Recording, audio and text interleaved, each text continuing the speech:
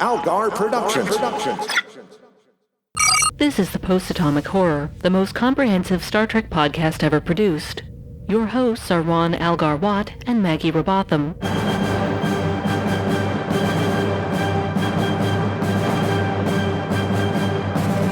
Episode 495, Lost and Found. Hi friends, welcome to the Post-Atomic Horror. I'm Al. I'm Maggie. And we're on series number 9 for us. Yeah. Guys, we made it to Prodigy. The show that only just did its last episode maybe a year ago, and that everyone's immediately forgotten, unfortunately. And not necessarily a reflection of quality. It's just this show got launched on a network apart from the rest of them. It got renewed by a different series or different service, and then it's so weird. It started out on Paramount Plus, was it? No, wait, hang on. No. It started on Nickelodeon. It's a Nickelodeon show. That's weird. Well, Nickelodeon is owned by Paramount, so it stayed in the family, but it was specifically meant to go on broadcast rather than streaming, and for kids. For kids. Yeah, well, yeah, exactly. Mm-hmm. I mean, I would watch 24 episodes of a hula hoop. Why not? Yeah, why not? I should watch that movie again. Yeah, it's great. It's been a while. Yeah. But this is an odd one. They wanted to make one for kids, and which I understand, but I kind of do. You need something to get the kids in. I can understand that from a Suits perspective. I suppose. We got to get the kids in here. No kids is watching Star Trek because we filled it with fucks. Is that what a network executive sounds like to you? Yeah, all network executives. Yep, I said that too. Mm-hmm. All network executives smoke huge cigars, have loose ties, and go, "Okay, kid, I'm putting you in pictures, animated pictures." They're business school douchebags. They don't sound like that. They're fucking bros. I hate them all.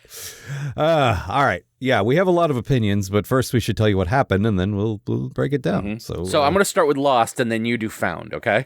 That's a great idea. Please.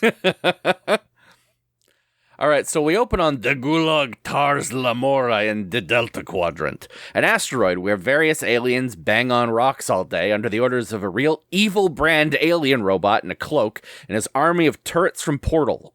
Mm-hmm. Here we meet Dal Laurel, a hip young teen with a cool haircut. Dal's, unsurprisingly, trying to find a way to escape this shithole because being forced to hit rocks with a stick is a shitty job when they pay you well.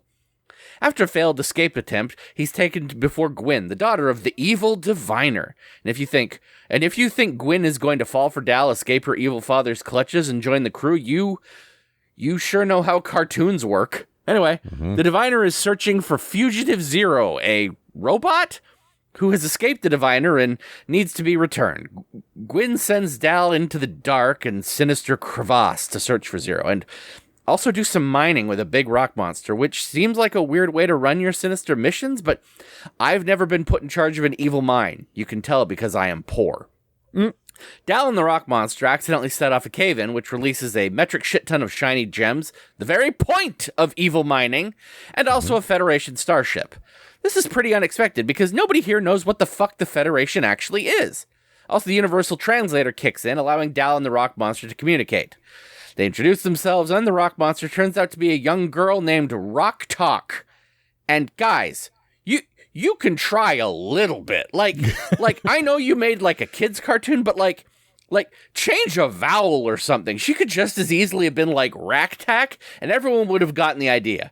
Anyway, then Zero shows up, and Al finishes off the summary. Thanks, Maggie. Zero, it turns out, is a Medusan. First seen in the Season 3 original series episode, Is There in Truth No Beauty? And by first seen, I mean not seen, because they were those aliens who were so hideous that a regular humanoid mind would be driven mad if they looked directly at them. Fortunately for the sanity of the crew we're building, Zero has worked out how to hide their light under a bushel. Only in this case, the bushel is like one of those robots from Portal, like Maggie said before, who's excited about going to space, space, space. Good job, little guy. You made it. So Dal, Rock Talk, and Zero start plotting a way to use the ship to escape, and soon they realize they'll need an engineer. This leads them to Jankum Pog, a Tellarite who, in keeping with proud Tellarite tradition, treats the Monty Python argument clinic sketch like holy scripture. So Dal and the gang quickly worked out that the best way to enlist his help is to pull the old Bugs Bunny, Wabbit season, Duck season switcheroo trick and emphatically insist that they do not want his help, and now they have his lifetime loyalty. The four of them begin getting the mystery ship ready to fly, gradually revealing important pieces of backstory, and talking about what they're going to do after they graduate. Rock Talk discovers a little slug that he names Murph, and look, if they don't sell a stuffed version of this thing on Roddenberry.com right next to the officially licensed Moopsy toys, then I'll eat a hat. Any hat. Then the bad guys capture Dal again. Then he escapes again. Then he fights a giant spider in the third act like so much alternate reality Superman. Jankum, watching the fight from inside the ship, gets weirdly angry that someone else managed to get on the roof, but he had to stay in here. Come on, that was a Taskmaster reference. I thought that would at least get a chuckle out of you. Sorry. Somehow Gwen ends up on the ship, which they now know is called the Protostar, with them, and make it to space. And someone accidentally hits a button that makes some lady appear. "I'm Hologram Janeway," she says.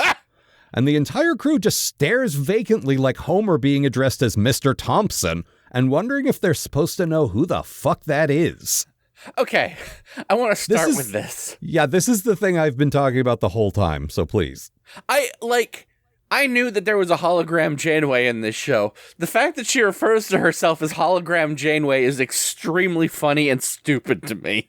It's like she expects anyone that turns this on to know her by her like one name, like mononym, like Madonna or fucking Rihanna. You know what I mean? Like.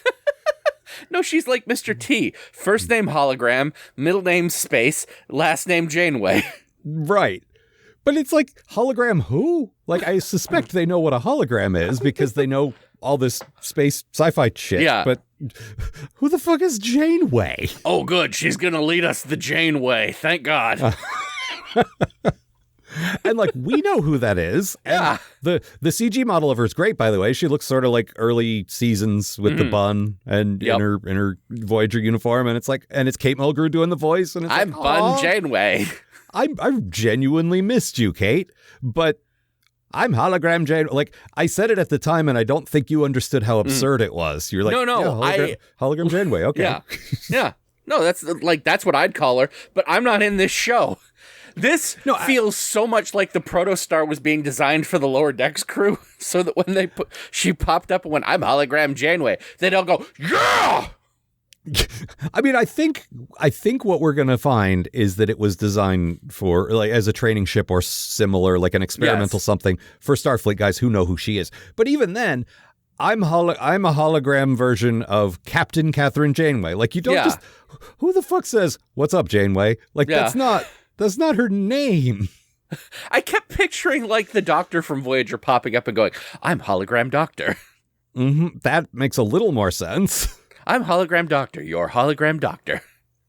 Now, we know a little, I mean, at least I do, and I'm pretty sure you've heard this too. I mean, I'm on Tumblr, and I have friends who like Star Trek, so I know a little bit about what's going on. Like, this show is the follow-on to Voyager in, like, the ways that Picard and Lower Decks talked a lot about Next Gen. This is the Voyager one, and, like, it wasn't our favorite series, but there's a lot to like there. We liked a lot of the characters. I will never, as someone who like watched Voyager when it was on the air and came back to it and all that stuff, I will never not be shocked by how much people love Voyager, you know? Well, and I said this at the time, and I've said it like ever since. The thing that stunned me was this is the favorite Voyager of pretty much every queer person like every sort of queer millennial and younger that I've talked to. This is their Star Trek. And like, I'm glad, like whatever gets you in the door, man, but I don't get it. God, I am so glad that we bonded over DS9 because good Lord. Yeah. Well, I mean, the thing is, we've said this before. Voyager did the same amount of episodes more or less as Next Gen. They did about 180. Yeah. It's like 176 or some shit, but it's real close. And we liked about 20, which is percentage-wise not that many, but 20 episodes is almost a full season. Like, we liked a decent amount of it. And we liked most of the, like, there's 3 characters we didn't like, I think. Yeah. Yeah. We didn't like Harold and Chuck and fucking Neelix, but everyone else was pretty good. And the Doctor got a little irritating after that. The Doctor really wore out his welcome by the end. I forget it. Yeah. I don't think I came back around on him by the end of the series. No, but we liked him for the bulk of the series. It was only the last couple seasons that so like that's 5 or 6 key cast members plus a bunch of incidental characters we also liked. We liked Naomi Wildman, obviously. We liked her enough to make her a character. Yeah, but there were some other like minor crew people that showed up from time to time we liked. Like, there's a lot to like about that show. And if you're going to draw from that and go back to the Delta Quadrant, which is still, apart from those 7 seasons, completely unexplored, like, that's the thing. We spend all our time in all the other series in the Alpha and Beta quadrants, so we know a lot about the politics and the whatever, like, but in the Delta Quadrant, it's like Voyager never stuck around very long. We don't really know. We know what it's like if you're passing through, but we don't know what it's like if you live there. You know what I mean? So I think it might. There's a lot of potential in that as well. There's definitely some meat on these gym mats, Yeah, and also having like, sorry, no, please.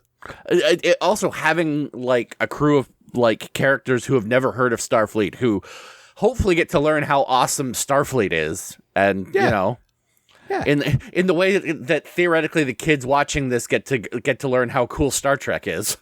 I mean, they found a cool spaceship, and Dal. We'll get into our feelings on Dal, but like immediately, like goes to the middle chair and says, "I'm the captain." Like even he might not specifically know what Starfleet is, but he knows cool spaceship. I want to be the captain. Like, like our kid identification character in the center of the show. Is already going right to the spot, the cool Star Trek spot. Yeah, you know look, what I mean? Kids instinctively know what the good chair in the spaceship is. Yeah. Can I not get stuck playing bass?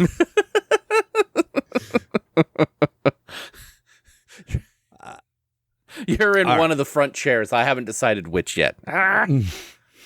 That was I said this a couple weeks ago, but like one of the good jokes in that. Alternate universe episode where the Harry's Kim were like, nobody knows what Ops does. Yeah, including us. Teen Star Trek, Captain, First Officer, Ensign, Worf, the other one. All right. Let's get into it. Come on, my space gals. Let's get ready to fight Klingons. No. There's a Kazon in this. How did you feel about that? How did you feel about that, by the way? Oh, I mean, as soon as he showed up and someone went, a Kazon, and I rolled my eyes so hard they went out the window. Well, that's the downside of us being in the Delta Quadrant is, well, apart from the Borg, they might be the next biggest heavy hitters in the Delta Quadrant, right? Guess who's back? It's the Kazon. The Borg, I imagine, will also be back at some point. Yes.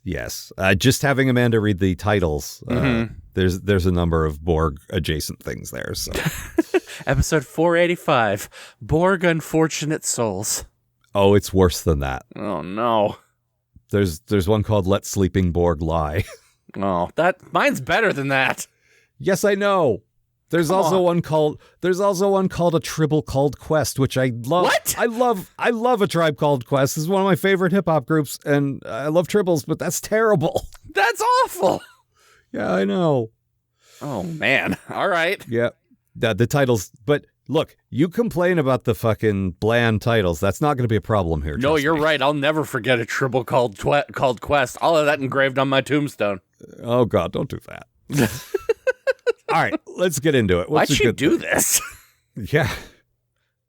What do you got for my good thing? Let's see. Sorry, folks. I'm on a new compy. So, let's see. Compay. Oh yeah, I thought it was really pretty. Like, I don't know how sold I am on the particular designs of any of the crew characters, but good God, the backgrounds, like the look of everything, it's all really gorgeous. The world is great. Sorry. The shot of the evil space rock, the mine, like, the kiss of a chef. This is everything that I always hoped that Lower Decks would do, and they never, ever, ever did. I will say, and I said this a couple of times along the way, I feel like the guys doing the background paintings, or however they make them animation now, I'm not even sure, but whoever did the backgrounds on Lower Decks really wanted to do their best there. Yeah. They worked with what they had, but it was obvious they're like, make it next gen. No, make it more next gen. No, put a Kirk reference in. But they still managed to do some cool stuff, I thought. But the character designs go were up trash. to 11 next gen. Yeah, I know. They only made 7 seasons of next gen. Anyway, yeah, no, the world that this is great. It's the character designs I pretty much to a guy I don't like, but yeah, you know, but the world is good. I'm trying to think of anyone. I really don't like the design on anyone in this, actually. Nope. I kind of I like the evil robot, but that's because I like evil robots. Like, yeah, I like me a robot, and that definitely contributes to the people saying this is like Star Wars, which is the thing I wanted to talk about, because yeah, the look of it does look like Clone Wars and Rebels. Yeah, but I was thinking about this. It's a CG animated cartoon that's sci-fi. I don't know. I'm not plugged into what kids shows are or what. I could be wrong, but I don't think there are a ton. I think there's lots of CG animated shows, but I don't think a lot of them are super deep sci-fi with spaceships and robots and all that stuff. So naturally people are going to think of Star Wars. I was trying to think of recent cartoons that I've watched that look like that, and there aren't really that many. Like, most of the stuff I watch has the look of traditional animation, or in the case of Friendly Neighborhood Spider-Man, the only other cartoon I watch has a very specific style to it. The thing is, you got those like DreamWorks and Pixar type movies where it's obviously in that 3D style, but it's meant to look more grounded and realistic. It's not, with the exception of a few of them. Yeah. Most of them are just regular people in the regular world. Yeah. Or Minions. Well, yeah. But, I it's easy to say this is like Star Wars just because it looks like that, but there are some similarities, but I don't know. Well, the other thing, we were talking about this before the episode started, and the other thing I realized was that I'm used to, I haven't seen a whole lot of animated Star Trek, and the animated Star Trek I have seen, a lot of Lower Decks made the point, was trying to capture that sort of bumpy-headed alien look. We talked about the fact that they didn't do a whole lot of weird looking aliens. They just made them look like TNG era aliens. Yeah, and every time they did a weird looking alien, we were so excited about it. Yeah, but so this show, none of these guys look particularly the most human looking guys are still pretty fucking alien looking. We got a big rock monster and stuff. So I can it makes sense to me that my brain doesn't automatically go, oh, Star Trek, when they see rock guy. Tilo said the same thing, and then you see the Starfleet insignia, which is the translator they found. It's a comm badge, and so there it's okay, now it feels a little Star Trekky. And then she's like, oh wait, no, this music is very Star Trek, and it's Michael Giacchino who did the music for all the Abrams verse movies, all the Kelvin movies, and I love his music so much. The opening of the episode, I don't know if it's going to be the theme for. I assume the theme is whatever they ended with. That's going to be the opening credits going forward. But the opening of this, which is sort of done more not just a movie. It looks like the opening of Uncut Gems, but regardless. I don't know what that is. Oh, it was that Adam Sandler movie, okay. Where it was that Adam Sandler movie that was supposed to be the one that was gonna win him an Oscar, where he plays a valuable gem dealer in New York. Oh, all right. Yeah. It was really good if you want to give yourself a movie-based heart attack. Okay. Yeah. The music had a tiny echo. It might have been when they got on the ship and saw the captain's chair of the Voyager theme, which was real subtle, but I was looking for it because I know it's connected to Voyager. Yes. This is 4 notes or something. It's oh, that was nice. But I forgot my point because I was talking about Uncut Gems, but the opening has a little bit of the original series theme in it too, which I thought was very cool. Yep. And I know this show is going to touch a lot of it is primarily Voyager stuff, but I mean in this alone, we got a Medusan again from fucking original series. We got Medusan is such a great pull. Yes, absolutely, my favorite character so far. Yeah, absolutely. Good design. Actually, that is a character I don't mind looking at. Ironically, the character I'm not supposed to look at It's the one I like to look at. No, don't look at her. Also, good voice casting. Yep. Good, good writing. Like I like that character so far. Mm-hmm. Al is attempting to get my attention with an idea, but because I think it's a bad idea, I'm ignoring him. That was very good. Mm-hmm. All right, let's talk about the Dal of it, because we obviously created a character named Dal as well. Who is this a beloved character of both of ours. Could not be more different. No. Like, Dal was a career Starfleet officer, a Cardassian, lesbian, trash fire. Crippling mental problems. Yes, exactly. I tended to write her as Dr. Afra with some BoJack Horseman in there. Yep. I wrote her as Space Daria. Yeah, also good. And this guy is I'm a teen. We'll get into that in a minute. He is so like the protagonist for a hip TV show for the kids. Yes, but actually, let me just get into that. This might please. But the thing is, because we wrote 30 episodes of that or whatever, and we got really attached to Dal in Star Trek, we kept thinking about it. Like, it's just a coincidence. There's only so many syllables, and there's only so many names that sound vaguely alien, but are also easy to remember and say, and all that. That said, every single performer except you and me would say Dal every time, and I'd have to correct them every time, up to the last episode of season 3. Dal? No, it's Dal. Oh. No. So it's not that easy. Very clearly Dal. Yes. Anyway. The fact that this guy couldn't be called Dal really pissed me off, too. It's like, really? Even the pronunciation? Yep. You fuckers. So my bad thing, for the second series in a row, Lower Decks and now, I'm presented with a crew that I either like immediately, like there's a few of them that instantly, oh yeah, you're going to be great. Or I feel like, well, not yet, but this is the pilot and I'll get there. Like, either way, I can tell I'm probably going to like all of you. And a main character I absolutely hate right out of the gate. Like, he's such a, no way, you're just a kid.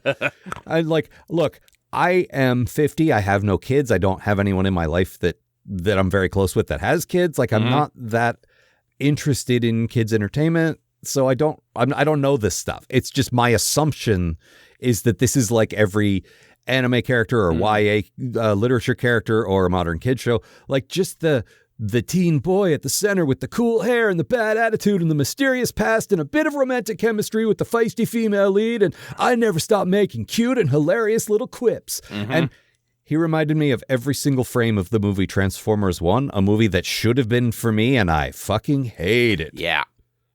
Quip, quip, quip, quip, no story. I mean, that's like a lot of media now. I know it is. And I sound like Old Man Yells at Cloud, but come on. I mean, look, as much as Old Man Yells at Cloud as it is, I'm also very sick of just like, can we have something different now, please? No, this is what works. Yeah. And it will always work. The good times are here, and they'll never go away. The reason it worked back when Iron Man happened and then the Avengers is because it was kind of a breath of fresh air from superhero movies that took themselves too seriously. Seriously. We've been doing it for 15 years. Maybe change it up a little bit. Never. Yep. No. The money keeps rolling in, and it'll never stop. I hate Dal. I hate everything he did. I hate everything he said.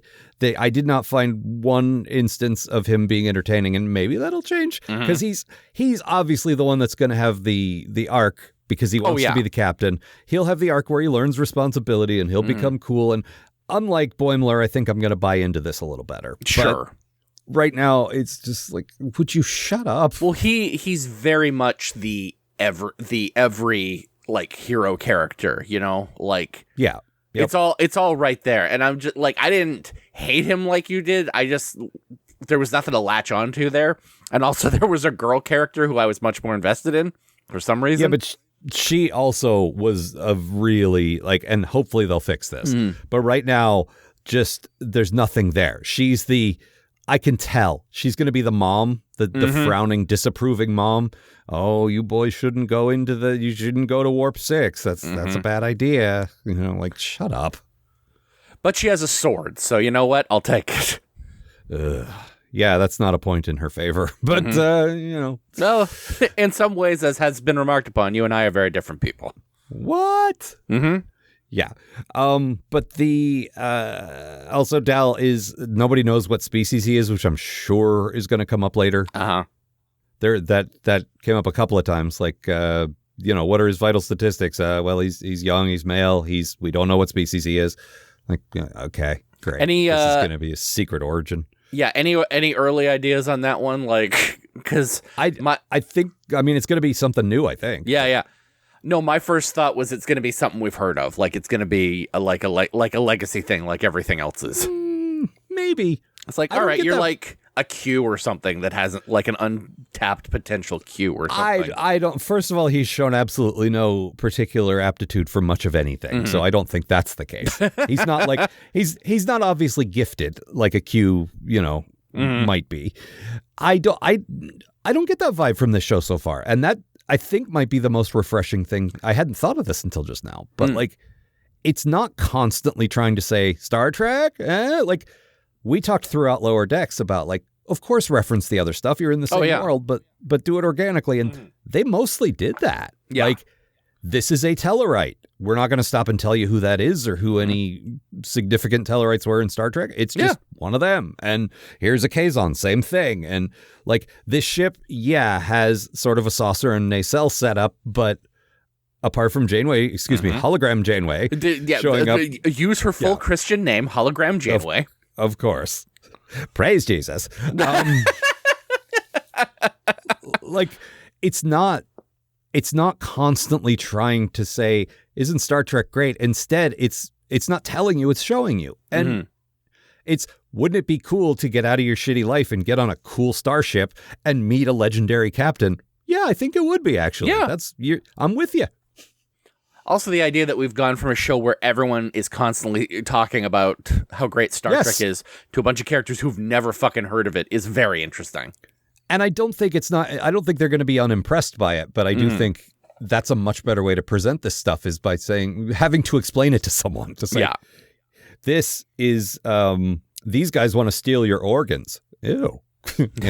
Yeah, that's nasty. I was trying to think of what else is in the Delta Quadrant. Well, it's mostly Borg country, but it's a dig down. You're going to find a lot of Borg for a while. Keep your heads down. It's Borg country. Yep. What was your bad thing? Okay. So I was pretty sure I'd heard of Jenkum. Like, I at first thought. Okay, that's the Tellarite character. Yeah, his name is Jenkum Pog. I definitely heard of Pogs. Because they were always in the way when I went to the comic store to buy comic books. Let's get these fucking Pogs out of here. So I was pretty sure I had heard of Jenkum. I thought it was the term for when you put a bunch of vodka up your ass so that you get drunk faster, but it's actually the term for. And I double checked. I looked this up to make sure I wasn't imagining this. It's actually the term for huffing a bunch of human shit that's been put in a bag to ferment to get high. Oh my God! Regardless, that's not a good name for a character. Also, he looks like Bebop from the Ninja Turtles. Like, exactly like Bebop from the Ninja Turtles. Okay, let me talk about the second thing first, but we will circle back. I think they went to a character designer and said, the Tellarites are humanoid pig guys. Yep. And they're like, oh, I know what that looks like. Yep. And they drew that. He literally has like a pink hair and visor. And a visor. Yeah, like... You don't get much more It's Bebop from Ninja Turtles than that. Well, I disagree with you. Because the one thing he's missing that would actually make him look more like a Tellarite is a pig nose. That is also true. Pig nose? Yeah. Come on. It's right. Maybe they're there, like, guys. no, that's too far. That's too far. He looks too much like Bebop now. Yep. We're going to get sued by, us, I guess. Nickelodeon also owns the Turtles now, so. Yeah. My good great friend, the late David Wise, actually invented Bebop and Rocksteady. Oh, wow.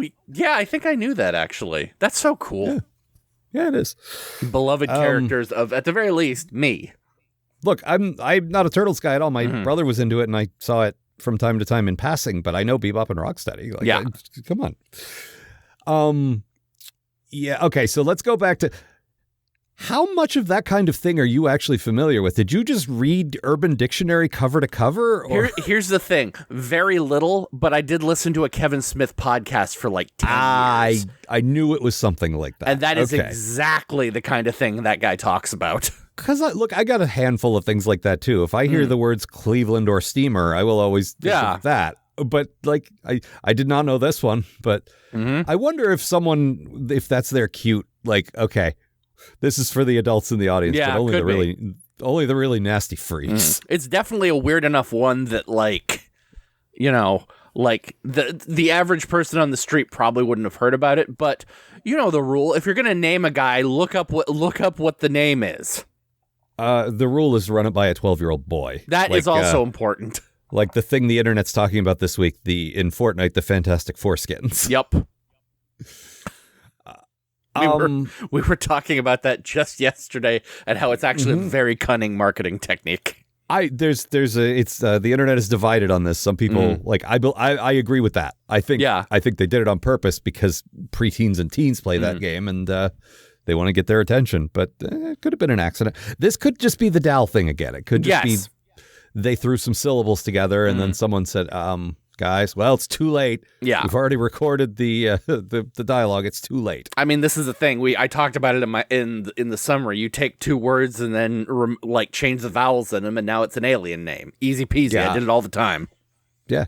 I would look up, I would start with an adjective that described the character and then translate it to a different language or something. Yep. Like, I've said this before. Lacerdo meant lizard. Yeah. It sounded Cardassian, and it also, it works.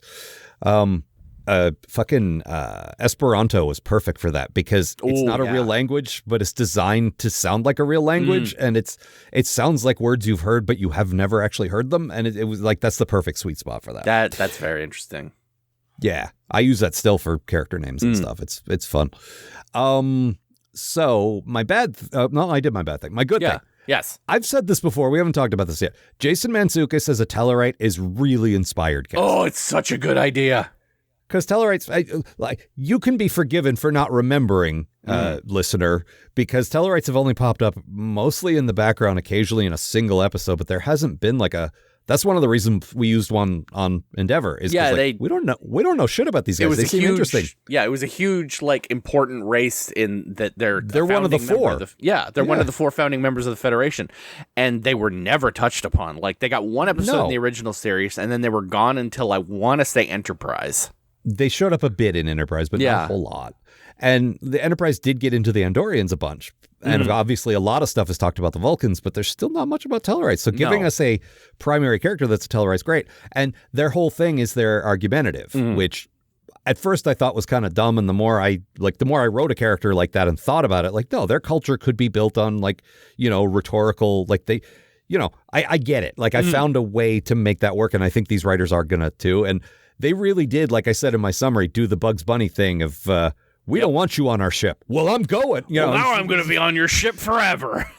And Jason Mantzoukas is a very shouty guy, and usually I don't like shouty guys, but he makes it work, and I really like him. He's one of the finer shouty guys, if we're being honest here. Oh, yeah, absolutely. And look, I'm not crazy about his character design either, like Maggie said. But the writing and performing is spot on. And making him the engineer, I haven't seen, this is all I've seen before we got here. I had the advantage of seeing these two episodes before Maggie did, but I haven't seen the rest of it. I don't know shit. Yeah. And because this show is so under-regarded, regardless of whether it's good or not, it's not talked about. So I don't know much. But I suspect making him the engineer is going to lead to some fun conflicts. What I picture is this is going to take 3 hours to fix. You have 20 minutes. Well, now it's going to take 6 hours to fix. That's very good. Just imagine every exchange with an engineer, but him being an absolute prick to you. That's what I anticipate happening, and I hope they don't let me down there. We need this, and this. Why? Well, 3 of those are very important. The rest of them I just want to have. It's that Rocket Raccoon thing where he steals that guy's arm for no reason. Right. He was one of the absolute highlights of the most recent series, Jason, of Taskmaster. And So I threw a couple references in my summary. That's why I stopped and said, Maggie, this is for you. I don't know if anyone else is going to get this. Well, first of all, can I get on the roof? Absolutely not. He spent the entire series trying to get on the roof of the Taskmaster house, and he never did. But my other reference was, what are we going to do when we graduate? Because that's the thing everyone's been talking about, him and Stevie Martin the whole time. JV Martzukas. Yes, exactly. Say our team name, Alex. I mean, he did by the end. Fucking Greg was saying it. I love them so. I went into that season loving Jason Mantzoukas. Just like I've always been a big fan of his funny podcast. Guy. Yeah, he's hilarious. But funny guy, good improviser. Yep. Yeah. But by the end of that series, that had one of the best casts I've ever seen. I felt utterly in love with Stevie Martin. Yeah, go to YouTube if you're not familiar and just look, put in Taskmaster Jason Mantzoukas and Stevie. Okay, so Jason Mantzoukas is about my age. He's in his 50s and he's a seasoned comedian. He knows his way around improv and he's really good on his feet and high energy. If you've seen him in like Brooklyn Nine-Nine, he's basically his character from that all the time. Yep.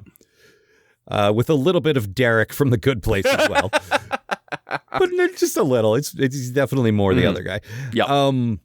And Stevie Martin is, I think, like Gen Z. Like she's quite young. She's very young, I believe. Yeah. She might be late 20s, early 30s. Yeah. And like beautiful blonde lady, very, very in the style of a Gen Z millennial type comedian. In that she's a little.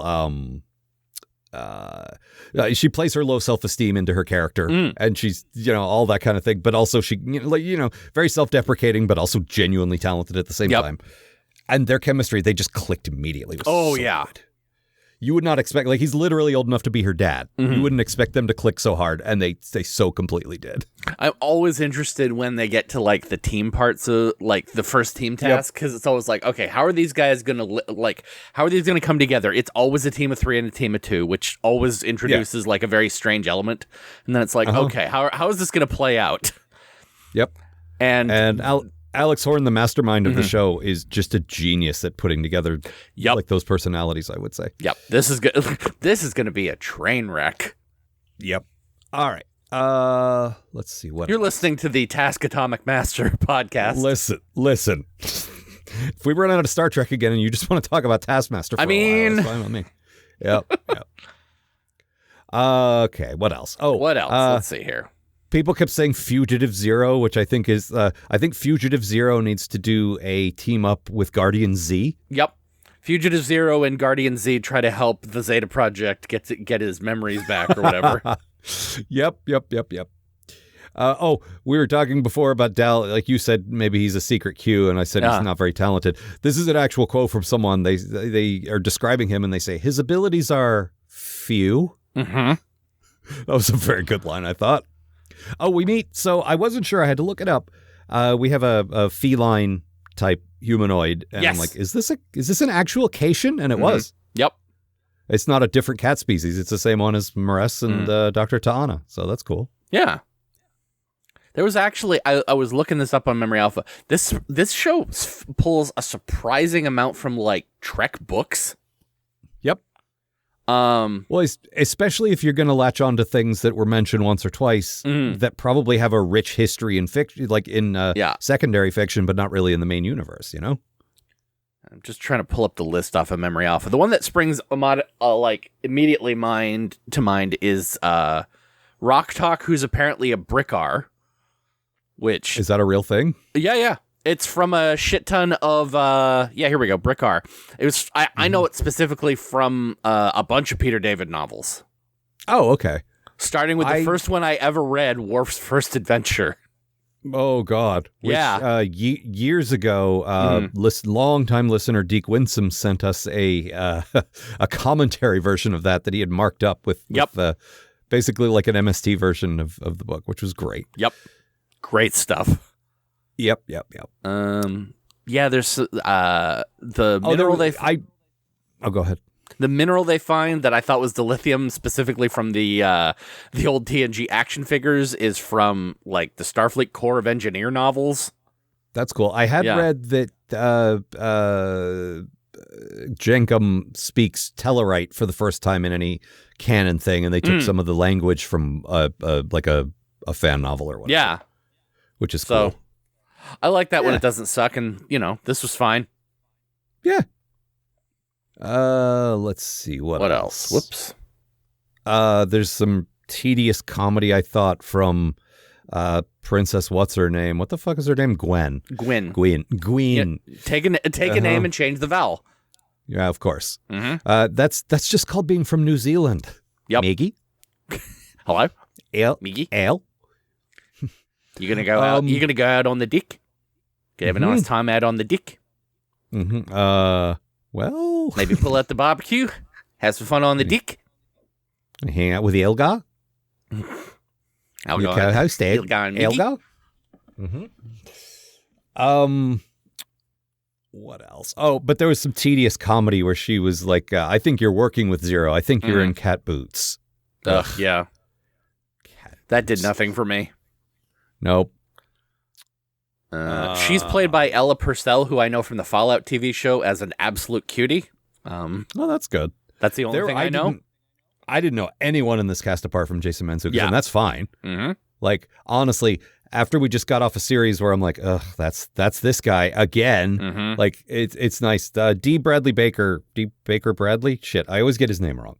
He is the main... He's a voice guy who does a lot of growly animals and like that thing Frank Welker does where it's like he'll do a voice character, but he'll also do 30 like background creatures and things. He's so good at that. He was in Avatar: The Last Airbender. He was Appa, the flying bison. Yes, like he's fucking fantastic. And now I can't. Like, I need to look this up so I don't. Let me just. He popped up in a bunch of Brave and the Bold episodes too when we were doing that show. Yeah. Is it Bradley Baker or Baker Bradley? Fucking Bradley Baker. Thank you. Okay. Yeah, he's Murph, who I hated, but also a bunch of the other incidental slime monster. Yeah. The Cation child, one of the miners, several of the miners. Yes. So, yeah. Anyway, but yeah, apart from that, and obviously Kate Mulgrew, I don't know who any of these people are. Yeah, right.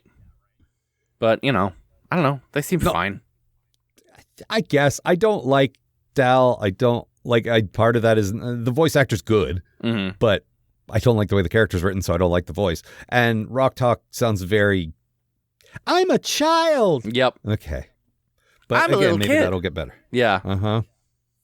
With the weird little face and little mouth, I just got owl eyes.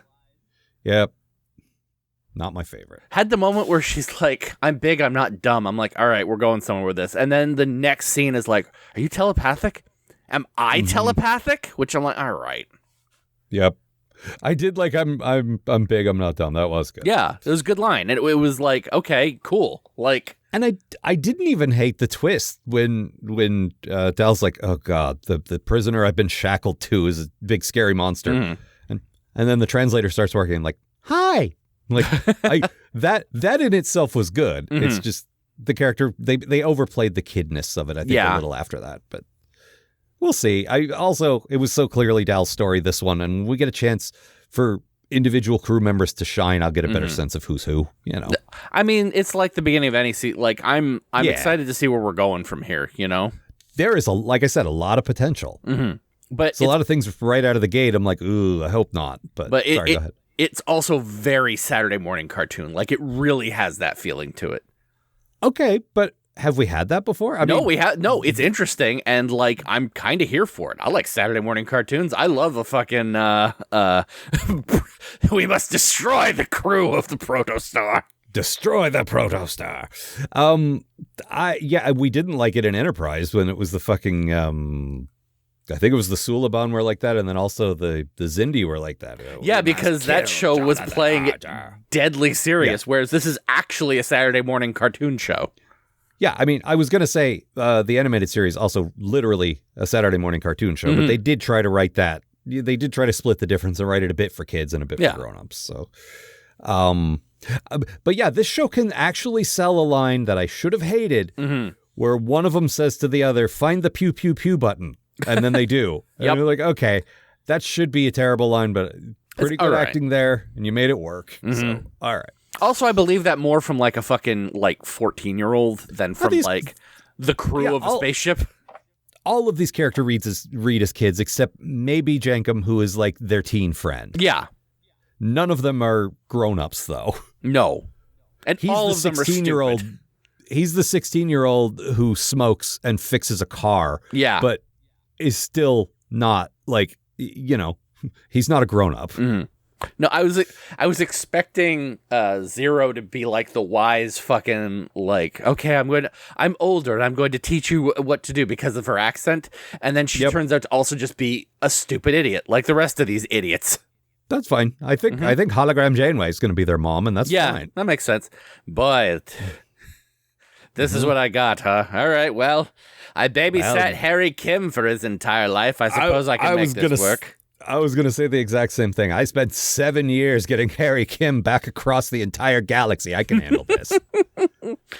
He still calls me up at 3 a.m. when he has a nightmare. He tried to get in my womb once. It wasn't a sex thing. It's just gross. All right, let's get you your binky and get you back to sleep.